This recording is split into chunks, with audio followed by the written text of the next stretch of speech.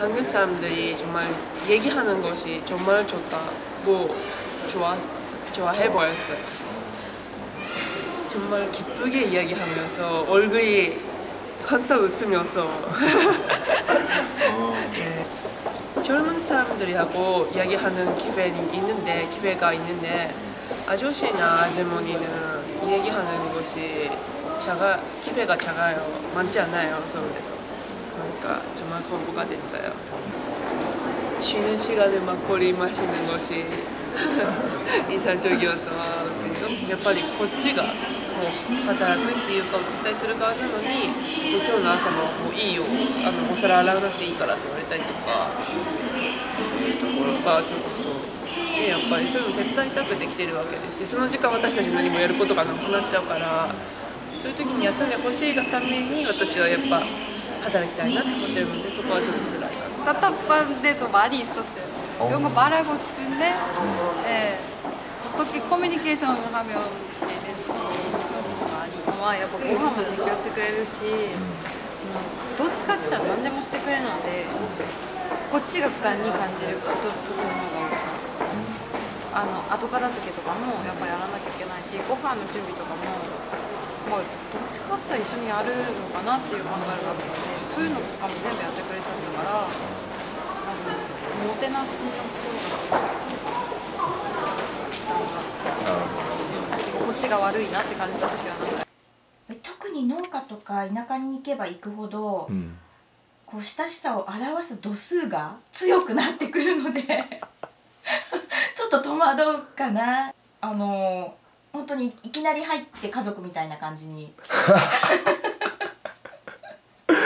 普通にみんな部屋に入ってくるし一応プライベートルームってなっててここ使ってねって言われてもコンコンって言って何も言う前からガーン入ってきて I think there's definitely some cultural differences and you know if you do WWOOF you have to be prepared to expect anything at any time.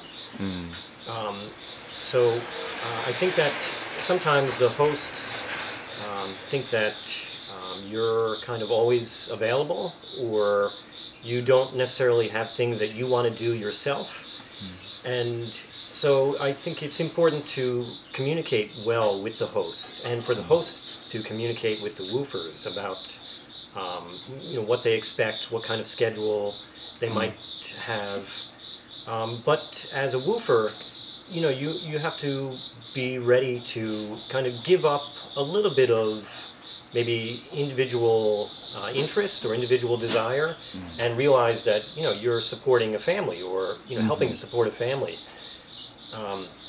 And that they're doing a lot for you, providing the meals and accommodation.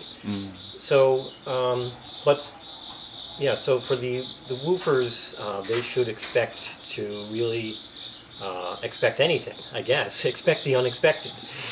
And have an open mind and be very flexible about it. One of the challenges, I think, in doing WWOOF is, you know, adapting to the Korean culture here. And there's kind of an idea that you're a part of the group, and the group's interests are kind of more important than individual interests sometimes. And so you may want to do something, or you know, by yourself. You may want to have some free time, but your host may not realize this. And so I think it helps to communicate clearly about you know, what you want to do or what kind of expectations there are. And you have to be ready to put your interests aside and, you know, kind of sacrifice yourself in a way, not seriously, you know, but just sacrifice your time and your energy. Eventually, you know, you get used to it, like I got used to it, and it gives you a really warm feeling and a sense of belonging, I think, for sure. And we can't often have this kind of feeling in the United States.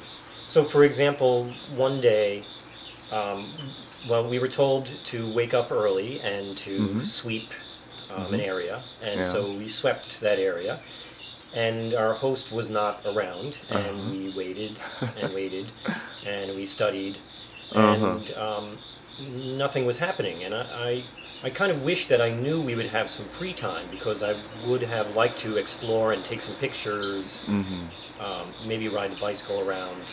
But I thought I should be available just in case. And so a few hours went by, and then finally some people came and we had some work to do. But I didn't know that we had that work to do, and it was very sudden and unexpected. I mean, it was okay, but I think that if I had known ahead of time that I would have free time during this time and that I had some work to do at a certain time, I don't know, maybe I could have been a little better mentally prepared, and I could have taken advantage of that little bit of time to explore on my own, which I really would like to do, as a woofer. That's why I'm a woofer. Yeah. For advice, I think that the hosts should just try to give as much information to the woofers as they can about the schedule, about the kind of work that the woofer may be doing so that they know how to dress properly and prepare properly. Yeah. And I don't know, maybe I think it's good for the hosts to ask the woofers what they might like to do in their free time, because I didn't know really what was around the area. And if the hosts let the woofers know, oh, in your free time you can do this or you can go here, that would be really helpful and make the experience more enjoyable.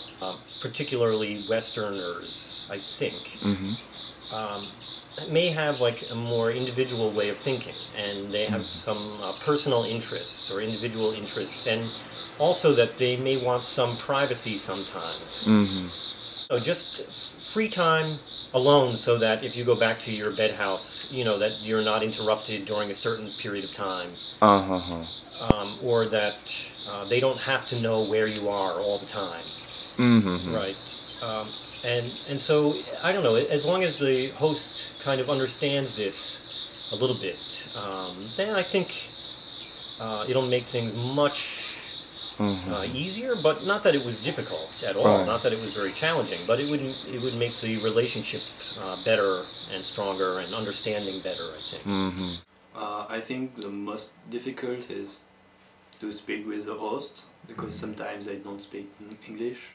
The host on Google Translate and speaking through Google Translate, so it's difficult, but it was fun experience. I just had one host who wasn't speaking English at all, and he was very patient. I was patient to talk with him, but he was also patient to try to understand what I wanted to say, and when he wanted to speak to me, he tried in Korean, and so it wasn't working because I don't speak Korean. So he was trying again, looking on his computer to find the translation and showing it to me. It works. It's difficult, but it works, because if you are patient, they are patient too. So it's working. So woofer is helper, not worker. So things have to be balanced between what the woofer does and the time he should have, the free time he should have. If he works too much, I think it's not the spirit of woofing. He should work, of course, but you have to find a good balance.